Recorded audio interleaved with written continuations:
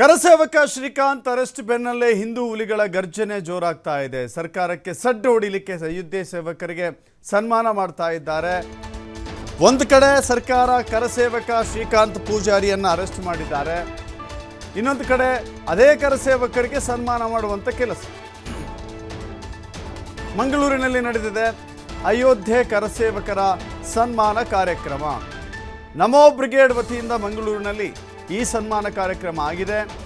ಮಂಗಳೂರಿನ ವಿಠೋಬಾ ರುಕ್ಮಾಯಿ ಮಂದಿರದಲ್ಲಿ ಕಾರ್ಯಕ್ರಮ ನಡೆದಿದೆ.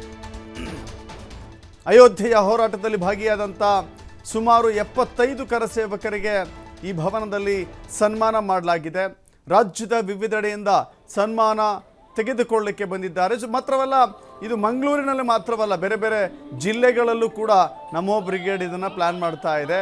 ಒಂದು ಕಡೆ ಸರ್ಕಾರ ಕರಸೇವಕರನ್ನು ಅರೆಸ್ಟ್ ಮಾಡ್ತಾ ಇದೆಯಲ್ಲ, ಅದರ ವಿರುದ್ಧವಾಗಿ ಒಂದು ಕೌಂಟರ್ ಕೊಡುವಂಥ ರೀತಿಯಲ್ಲಿ ಕಾರ್ಯಕ್ರಮವನ್ನು ನಮೋ ಬ್ರಿಗೇಡ್ ಆಯೋಜನೆ ಮಾಡ್ತಾ ಇದೆ. ಕರಸೇವಕರು 1992ರಲ್ಲಿ ರಾಮ ಮಂದಿರಕ್ಕಾಗಿ ಹೋರಾಟ ಮಾಡಿದ ಕರಸೇವಕರಿಗೆ ಸನ್ಮಾನ, ನಿಮ್ಮ ಸಾಹಸಕ್ಕೆ ನಮ್ಮ ನಮನ ಎನ್ನುವ ಕಾರ್ಯಕ್ರಮವನ್ನು ಮಾಡೋದ್ರ ಮೂಲಕ ಕರಸೇವಕರಿಗೆ ಸನ್ಮಾನ ಏರ್ಪಡಿಸಿದೆ, ಅದನ್ನು ಪೂರ್ಣಗೊಳಿಸಿದೆ. ಈ ಸಂದರ್ಭದಲ್ಲಿ ತಮಗೆ ಅತ್ಯಂತ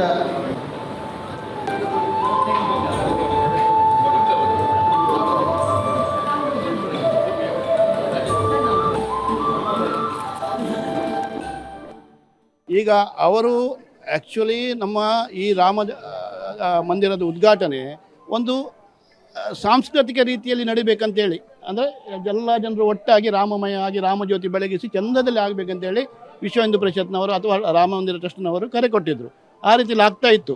ಆವಾಗ ಅದರಲ್ಲಿ ಒಂದು ವಿಷ ಬೀಜ ಬಿತ್ತಬೇಕು ಅಂತೇಳಿ, ಏನಾದರೂ ಇದು ಸರಿಯಾಗಿ ಆಗಬಾರ್ದು ಅಂತೇಳಿ ಪೊಲಿಟಿಕಲಿ ಅವರು ರಾಜಕೀಯವಾಗಿ ಆಲೋಚನೆ ಮಾಡಿ ಇದು ಸರಿಯಾಗಿ ಆಗಬಾರ್ದು ಅಂತೇಳಿ ಸುಖ ಸುಮ್ಮನೆ 31 ವರ್ಷ ಮುಂಚಿತ ಒಂದು ಕೇಸನ್ನು ರೀಓಪನ್ ಮಾಡಿ ಅದಕ್ಕೆ ಒಂದು 4-5 ಕೇಸನ್ನು ಸೇರಿಸಿ ಅವ ಗೂಂಡಾ ಕಾಯ್ದೆಯಲ್ಲಿ ಇದ್ದಾನೆ ಇದು ಅಂತ ಹೇಳಿ ಮಾಡಿ ಈಗ ಒಂದು ಅದನ್ನು ಬೇರೆ ರೀತಿಯಲ್ಲಿ ಮೋಟಿವೇಟ್ ಮಾಡಿ ಅವರನ್ನು ಪೊಲೀಸರನ್ನು ಮೋಟಿವೇಟ್ ಮಾಡ್ತಾರೆ. ಅಂದರೆ ಅದು ಹೀಗೆ ಆಗಬೇಕಂತೇಳಿ ಅವರಿಗೆ ಹೇಳಿ ಅವರು ಫೋರ್ಸಿಬಲಿ ಅದು ಮಾಡ್ತಾರೆ.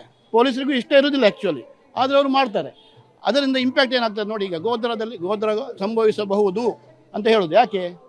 ಗೋದ್ರ ಮಾಡಿ ಅಂತ ಹೇಳೋದು ಅದರ ಅರ್ಥ. ಅಂದರೆ ನಾವು ಪರ್ಮಿಷನ್ ಕೊಟ್ಟಿದ್ದೇವೆ ಅಂತೇಳಿ. ಈಗ ಇಟಲಿ ರಾಣಿ ಇದ್ದಾರಲ್ಲ, ಅವರಿಗೆ ಈಗ ಇಡೀ ಅವರ ಕಾರ್ಯವೈಖರಿ ಇಲ್ಲಿ ಡಿಸೈಡ್ ಆಗೋದಿಲ್ಲ, ಅದು ಇಂಡಿಯಾದಲ್ಲಿ ಡಿಸೈಡ್ ಆಗೋದಿಲ್ಲ, ಎಲ್ಲಿಯೋ ಡಿಸೈಡ್ ಆಗ್ತದೆ. ಹಾಗೇ ಮಾಡಬೇಕು ಅವರಿಗೆ. ಹಾಗೆ ಮಾಡಿ ಈಗ ನೋಡಿ ಭಾರತ್ ಜೋಡೋ ಅಂತ ಮಾಡ್ತಾರಲ್ಲ, ಆ್ಯಕ್ಚುಲಿ ಅದು ಫೈಲ್ ಆದರೂ ಅದನ್ನು ಮಾಡಲಿಕ್ಕೆ ವಾಪಸ್ ಮಾಡಿ ಅಂತ ಹೇಳ್ತಾರೆ.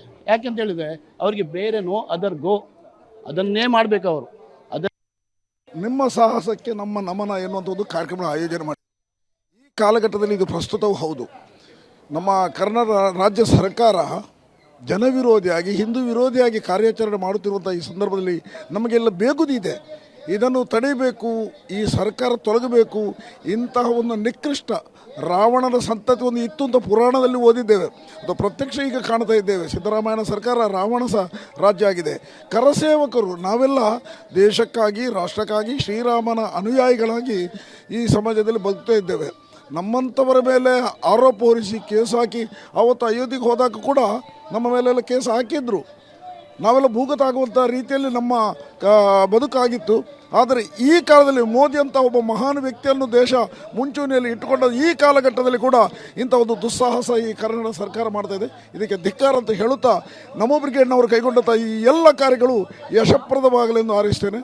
ನಿಮ್ಮ